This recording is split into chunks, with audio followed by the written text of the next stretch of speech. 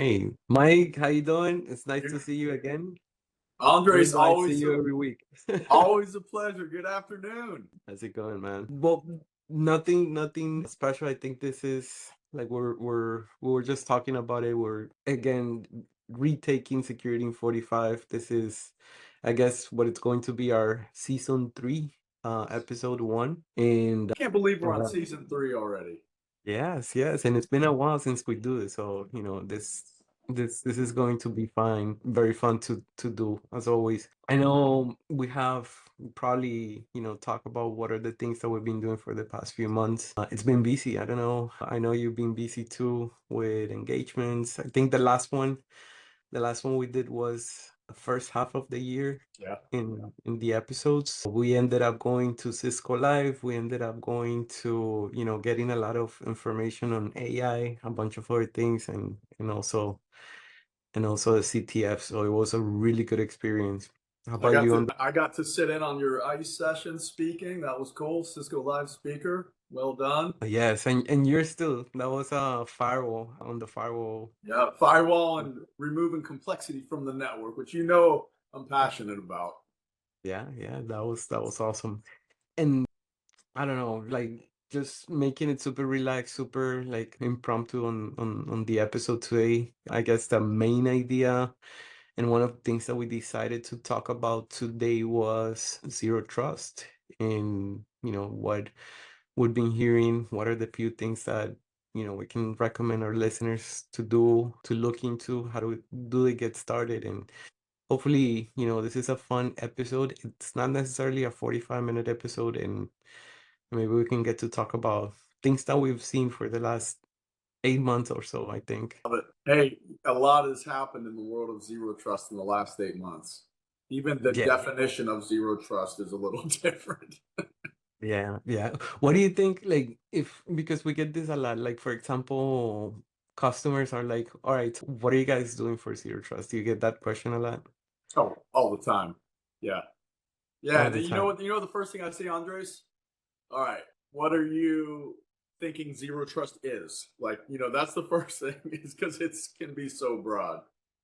Yeah, it's crazy, and that's one of the questions that like take us a lot all the time, just because it could mean many different things for many different people. We like, as everybody knows, we do work for Cisco, and for us is like a framework, right? I don't know if we have it handy or anything, but there's like a framework where we start with a few things, identity, and we don't necessarily want to talk about products today, but yeah, there's a few things that we probably can get into today and just talk about zero trust. Any other things that you've seen, like let's say for example, customers asking you for zero trust, and where do we get started? What are the main things that you get to see in a daily with customers?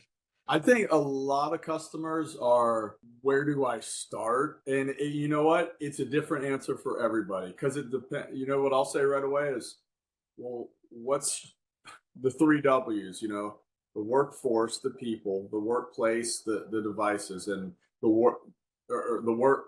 Let me restart that. The workforce, the people and devices, the workplace. The physical buildings, physical infrastructure, and then the workloads, all the applications. So, and how are they all connected?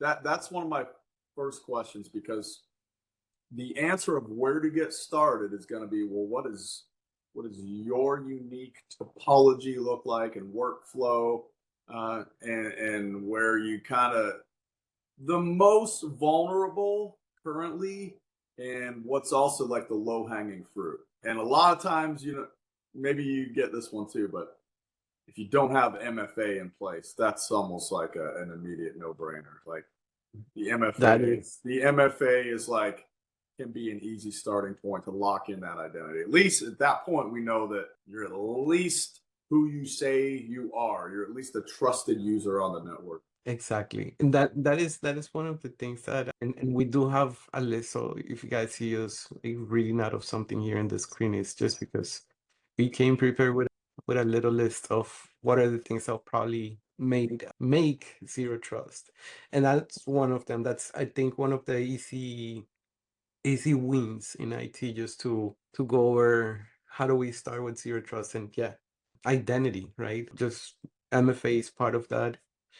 The other thing that we also have the opportunity to ask our customers is what type of identity they have. And in this case, I'm thinking about ITP, single sign-on, who's authorized to get in the network, get in the applications, and things like that. So yeah, MFA is one of the biggest ones. I also see, like, step one, what we're seeing here and what we, created for this episode is start with the identity. Another thing that That's the biggest threat back now. It was email. Identity is overtaken. The biggest threat, that people are facing is stolen credentials, hack someone's identity.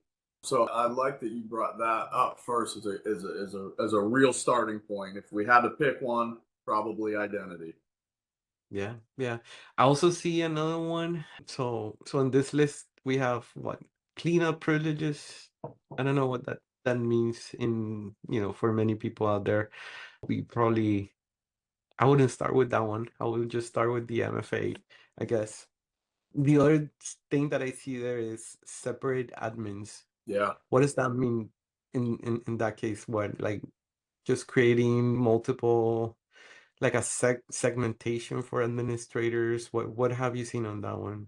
Totally. I mean, getting away from a flat network where everyone's got the same access. Fundamental zero trust principle right there. My admins get access to the admin things. They can't go in and start making changes to our marketing servers. No, that's the marketing people do that. My admins, they need access to the networking devices, the security devices, the control plane, if you will. And yeah, so once we know it's an admin, I mean, you're the main person I go to for segmentation, like things like ISO. You know what I'm about to say, but authorization. The admins should be in an admin group and have access to the admin things, and they should not have access to the things they should not have access to. So that's what I think of when I hear about separation of user groups and admins. Exactly. One other thing that I don't see on this first step, and excuse me, is, and it's just a phrase that everybody just says, whenever they're getting into this, is that you cannot protect whatever you don't see, or something along those lines. So having like a good understanding, and there's some documents that we've been reviewing that we'll put on the episode notes, and some guidance from agencies, security agencies or cybersecurity agencies. And in this case is identify all the devices that are connecting to the network. I think that's huge.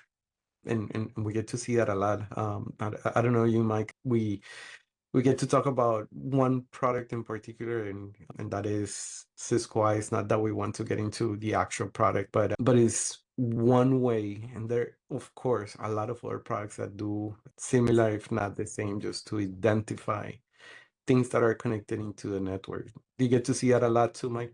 Totally.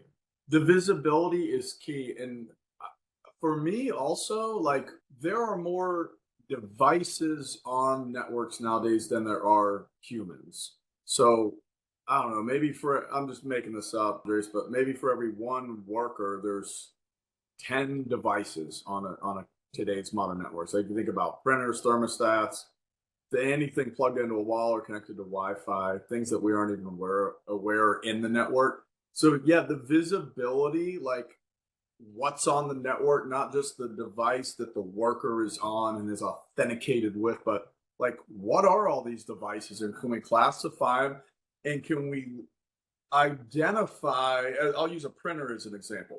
We need tools that can identify a printer as a printer, and then it's just like the admin use case.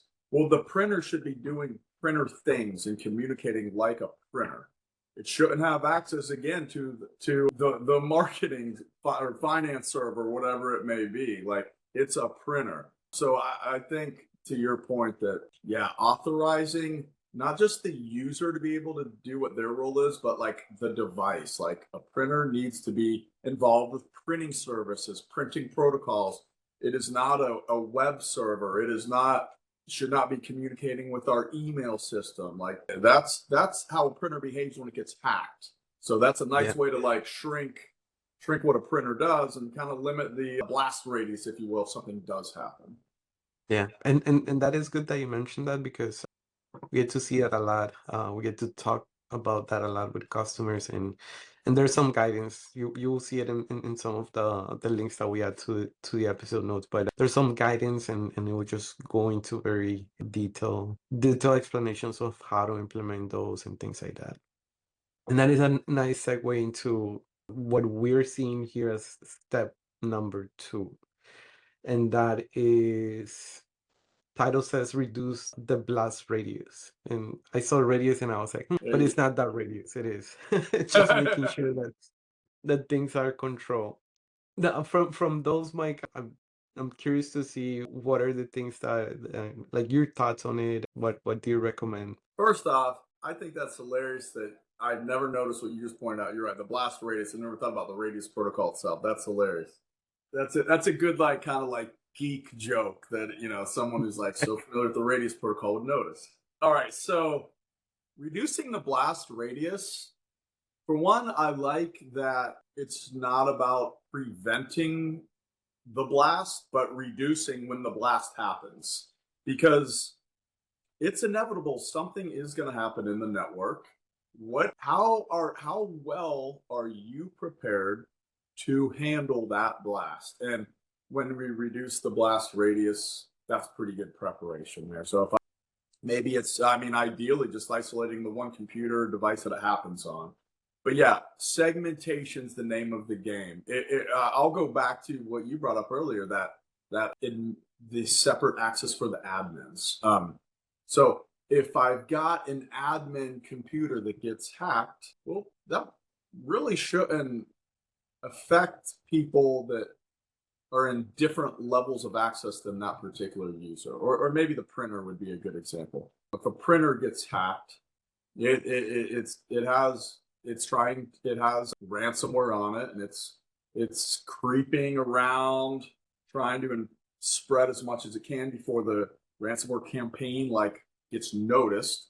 But if that printer can only communicate maybe just with like the printing services, that's going to be a much better situation for us than that printer having access to our internal servers and our sensitive data. Like it never it had a separation of duty there. And when the blast occurred, well, it was limited in scope. What about you on that? Yeah, and I actually see those like reducing the blast radius very similar in a sense that is it's not enough just to segment your, let's say for example, it says here crown jewels. I don't like that term a lot, but it is, what we use in the industry in most of the cases. And that those are, our web servers, databases, is things that users just use to do their work, their job and things like that. But it is not only sufficient just to create VLANs and leave it like that. It is not sufficient just to do a segmentation like that. Instead, there are a lot of products today, a lot of things, software that companies can use and admins can use just to make sure that not only they do segment those critical devices, they also have the option of applying controls to it. Like, let's say you brought up a good point, like in the case of, I don't know, one of those printers got infected. We have controls. We can use controls that just kill the network connectivity from that printer. Maybe it's not a printer, maybe it's a computer. The user that got compromised and the attacker is just trying to move laterally in the environment. There are also alarms that can be raised. There are also actions that admins we can take, like isolating that device. And I'm not talking about any particular product, but there's some controls that we can implement in that case, and making sure that we know exactly what are the critical assets, and making sure that we know exactly what we want to do. I think it's the name of the game on this particular step that we see. Yeah. I mean, it's so true. And you got to be prepared. So many people are focused on preventing the attack, but like you got to be prepared to recover from the attack itself. It's going to happen. What is the scope? And like the Talos team does, does a lot of education and training on that. Like, what do you do when an attack occurs? Well, I'll tell you the first thing is how well has your network self healed itself to begin with? Like before you're even aware that something has happened, how well have the tools and processes held up to limit the scope of what has happened and try and contain it? Because I mean, these threats are very advanced. It was nice in the old school days, Andres. I know you remember, like, oh, just lock down these ports, and we're good to go. But now, man, these threats are sophisticated. The people delivering these threats, they don't necessarily know how they work. Maybe they're just paying like a ransomware as a service, where someone who doesn't even know anything about networking pays a couple $100, and now they've got a ransomware attack ready to go, and they're dropping it in a USB drive in the back of a printer. You know, so the big thing for me is by the time you're alerted to this, have you proactively put systems in place that have contained, that have isolated it, and made life a lot easier, as opposed to, are you I mean, worst case scenario is you're not even aware this attack has happened. The blast radius is your entire company, and your company's about to fold. Yeah. Yeah. Yeah, we've seen that. We've seen that a lot. I'll tell you the truth, I've heard the term ransom as a service, and I've been curious about it, like to learn more. Probably we'll do an episode on that at some point. So We'll test it on someone else's network. let's do it. Let's do it. Awesome. I think step three, it just says enforce context, not location. And it has a few pointers that are really good. I'll just, start with the first one. It says device posture. There, of course, again, there are so many tools that do this. And this is what I always like to call another layer of security for maybe allowing a user, a remote user, through a VPN session or remote access VPN. It's not only the username and password that we're looking to authenticate, it is also the state of that computer. Three critical things that I see a lot customers use in their environments is making sure that the firewall is enabled, making sure that they have an antivirus or whatever EDR solution they have. The other one is what? Disk encryption. That's what we see mostly from our customers. What do you see? What do you see on that one, Mike? You know what I see is when I go a lot of times, and anyone that out here listening to this call knows that if you're a computer person, people are going to come to you asking, "Why is my computer running slow? I think I got some virus." You know what I notice a lot of times? The things are disabled, like the personal firewall. The antivirus is way out of date. This version of Windows is like way old and vulnerable, or your Chrome or Firefox or whatever it may be, Safari. This is like really out of date and vulnerable. So although we have identified, no MFA is going to stop that. Like, you're allowed to be on this computer. This is you connecting to this. But everybody forgets about the posture. I swear, like, I talk to a lot of people and they'll say, we have Entra ID in place. We push down authorization. We've got great segmentation in place. Our blast radius is small. We have just the top money spend and processes in place for identity. But then it's like, what about that device itself? And that just breaks everything. Because if you think about if you're totally just you're doing a great job verifying that user, but it's almost like a worst case scenario because you're so confident that that user is allowed on the network that you're just willingly assuming and inviting to bring in whatever malware they want. So it's just, yeah, you got to have that posture check in place. I know you've seen it too, man. Like, you get on, yeah, sure, grandma. Let me take a look at your computer. What? This is running Windows 98 on here, and there's no antivirus on here. Like, posture checks need to happen in the modern world. Exactly. Yeah, and I want to say that the posture checking for many companies out there probably seems like a hunting task or something that maybe they find super difficult to do. And the reality is that even if it is difficult, and if you want to be secure, definitely is worth spending time on building that. You can do it with many tools. You mentioned Entra Intune. Many companies right now are using Intune. Policies you can create with Intune. If you want to beef that up and maybe use it for your NAC solution in your environment, there are options. It's not only ICE. I know, we do ICE almost every day, here in our job, but there's so many tools that you can use for that, for posture, and it makes a lot of sense. Like, I don't see why not. Like, why a company would not spend time doing it. You know what else? A lot of the tools that customers already are paying for have these capabilities to do a posture check and they're not turned on. And I'll give you one example of this. I know we're not going too much into products on the call, but the Secure Access product by Cisco. So, included in particular tiers of that product are the ability to do posture scan. And that, you know what? There's a misconception that a lot of people have, and that's that, oh, I need to have a client on every system that I want to do the posture scan with. I mean, even if you don't have a client on there, let's say you're a customer of Secure Access in this example, you can still verify, the operating system, the browser version. That's with like a true clientless connection. Those are big things. Like, I mean, if your Windows computer is at least up to date, you're really decreasing your chances of your vulnerability there, and certainly with your browser as well. So Yeah, that's a huge one. I'll just reiterate, like, there's no reason why a company wouldn't spend some time building this. I don't think probably some of the products that they already run in their environment, they already have some sort of capability for doing this. If not, I recommend going into a direction where you see what you can do to apply in your environment.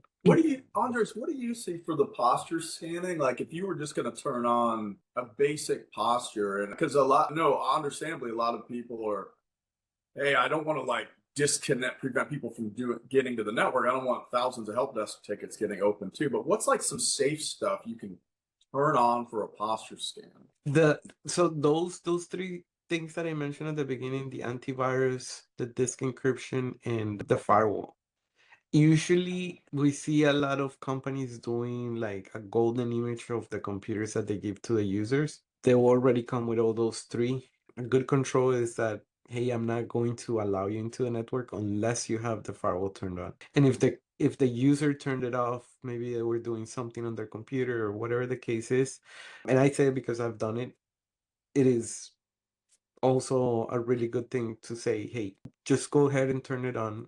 Make sure you're compliant so you can get in the network. Those three, and the disk Yeah. encryption is huge. Just because a lot of audits, a lot of, what do you call this, guidance from cybersecurity agencies recommend, and that's been like the go-to for maybe a computer gets lost or stolen. If the disk is encrypted, then it's very, very, very difficult for an attacker or somebody that is just taking a look at your hard drive. Probably I cannot see it just because it's encrypted. So that's another. Do you find, first of all, I agree with all of those. I think a lot of people forget about the disk encryption. Do you find that a lot of people, the requirement to have cybersecurity insurance is really in a good way driving initiatives for customers? Like, maybe posture assessment was not on a particular company's mind, but they need cybersecurity insurance, and now it is because it'll lower their premium. Yeah, and that MFA, other security things that we get to see with. I think that was a good thing. As a previous business owner, I know that is expensive, and that is a lot of work for people out there, but definitely just helps keep things secure. I was actually reading today, and I'm glad that you mentioned this one, is something that says that cybersecurity attacks in both medium and severe, according to the Small Business Administration, or the SBA, 50% of SMBs face with at least one cyber attack. with over 60% of those business shutting their doors afterwards. So I was pretty shocking number that I was reading just before the call. It's And a shame we gotta like that is the reality that there's people and organizations just trying to hack, but it is the reality. And the money and time that we put in before that happens is worth gold compared to the cost of having to shut down your business from that statistic you just said. yeah, yeah, it's insane. I would add to that is also not that there are tools out there, but with that cybersecurity insurance thing, it's made a lot of companies just realize how critical things are. If it's just following guidance, if it's just following or making sure that you reduce the money that you spent on that cybersecurity insurance, it is, also a good thing that they're doing that. I know they added MFA into it at some point. I don't know if they're adding also posture, but if and I haven't seen it, but if they haven't, that is probably one of the things that they should do. That's pretty cool. Awesome. Moving into, I guess, step four, it is, let's see what this says. It says measure the right things. What do you like? I see like three bullet points right there just to understand that title. Yeah. Yeah, so I'll tell you a big thing in terms of measuring. First off, measuring's important for a big thing for me. The person paying me to do my job needs to know that I'm effectively doing my job. And if I just over time show, hey, look how great I've made the network. It's like that's great, but you almost could forget about how bad and vulnerable it used to be. So, and it's also a way for me to show that I'm on the right path in my zero trust journey. If I have measurable quantitative results that I'm checking off, I hit this, I got my posture, I got my MFA, this user group secure, that user group secure. And I'll tell you another big one, Andres, I think for a lot of customers is if you can measure and compare the decrease in downtime and how that's being replaced with uptime, that's a big one. And another help desk tickets. If you're doing Yeah. zero trust really well and you're doing it in a way that is frictionless to the end user, then your support tickets should decrease.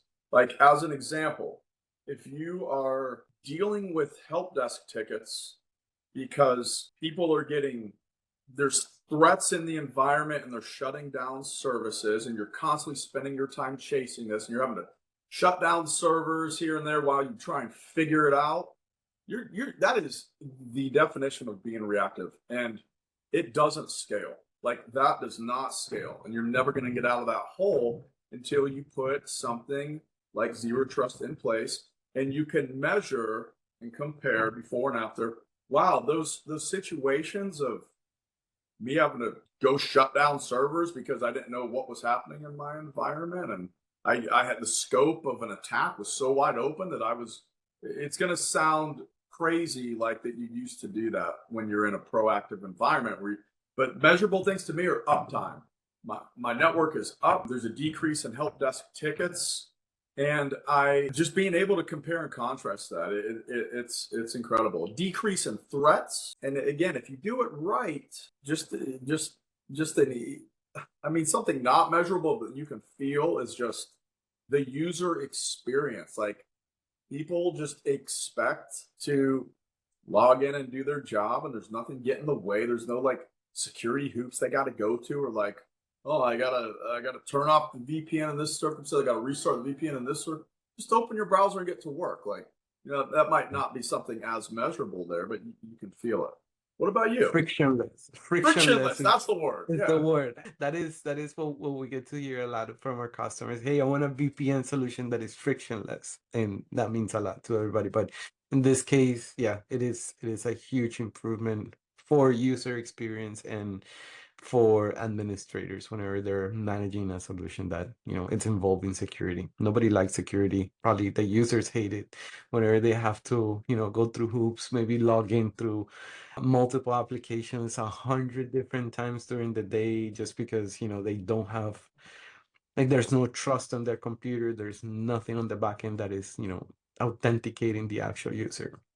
But and what you said, like documenting those things, measuring those things, it also makes me think about connecting that infrastructure, that environment, whatever you're doing, make sure that you're also looking into what is going on. Like, do you see authentications coming in from the same user, failing all over the time?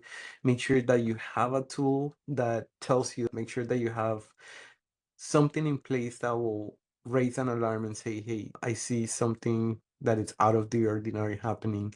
Maybe everybody in the company works 9 to 5, and you start seeing those authentication attempts at 1 a.m. in the morning. It is, those are things that really help a zero trust implementation. I think there's a lot products that do that, products that automate isolation and things like that. There's a lot of that in the industry today. You know what my favorite thing to measure would be, and I'm serious about this. It almost sounds like a joke, but how a decrease just for your own self as the person responsible for chasing these things down in a reactive state. If you can measure how much personal time you've got back in your life after employees go home. Like, are you currently in a state? How many times are you coming in after 5 o'clock in some unexpected reactive situation or on the weekends because something's not working right and it's related to excessive trust in the network or whatever it may be. If you can measure that just for your own self, like, wow, I'm actually getting to watch football on the weekends and not have to be like stuck to my pager about because I have excessive Yes. trust in the network. Things like that are important. Yeah. You just data yourself, Mike, with the pager. Oh man, yep, that's so true. It's funny. I That's remember really, I remember the pager thing. It was so cool. It had like I could just scroll through and see my sports on it. Like it would have scores, and really it was that, just it was yeah, just that would be so nice. basic. But like that was, man, state of the art back then. That's nice. That's nice. Awesome. I guess those are the things that we get to see with Zero Trust. I know we want to keep this under 45 minutes. We started this thinking, hey, this probably won't be 45 minutes, but we've been going through a lot of the pains that we see. But at the end, there's one last list that I'm seeing here on the notes is for users, for listeners that are watching or listening to this episode, is where do we get started? I'm gonna read a five bullet points that we have here that are, easy things to grab and take it, like, probably go do something like this. One of them is just making sure that you fix identity before adding any tools. So understanding what you have, what do you want to protect. The other one, segmenting before doing any type of automation. That'll probably be interpreted in many different ways, but yeah, understanding what you need to segment is huge and critical. Critical paths, identify the critical paths is probably, who's connecting to what, what's connecting to who, and so on. It says, I know we talked about frictionless, but it says that probably users will see some friction whenever they start seeing new systems and how they're supposed to be accessing them now. And I love the last one. It says progress beats perfection. So make sure that you keep going. It doesn't have to be perfect. Be consistent and just, start implementing things just to make sure that you're secure. What do you Yeah, think, Mike, about I, that one? I agree with all of those. I will say that in terms of planning for this, one of my favorite things is an honest and measurable assessment of the current state. And that can be, hey, here's how many. I mean, we did this within Cisco, and we have a public document about how before and after we added dual MFA for employees worldwide. And we compare the before and after state of user friction, help desk tickets. Duo, by the way, does a lot more than just MFA. So some of the things we were able to show are the decrease in even VPN authentications as we move to like clientless access and just measuring that experience. And that for someone who is going to approve an implementation and maybe they're looking at like the books and they're like, how much is this going to cost? That's a nice thing to have in your pocket is being able to show how your organization will spend less time with this is done troubleshooting basic performance stuff or like excessive access. Or you know what, the one point you mentioned, Andres, was the starting with the critical paths. Like show what would happen if that critical path is down, or if it has been down, how much money did that cost? And compare that to when this is done and that critical path, when it's even threatened, you would be alerted well beyond that critical path dropping or having something severe. Yeah, yeah, that's absolutely true. I know we have like 4 more minutes, Mike. I actually have to jump to another call. Is it about Hopefully zero it's trust? no, it's about certificates. So hopefully that's my last call for Friday. So let's see how it goes. But no, just wanted to thank you all for listening. Thank you, Mike, for being here also on this new format that we're doing. I I want to say that we plan on doing these, and this is just in the planning stages, probably every 2 weeks, something like that, so that we can keep talking about things that we see at work.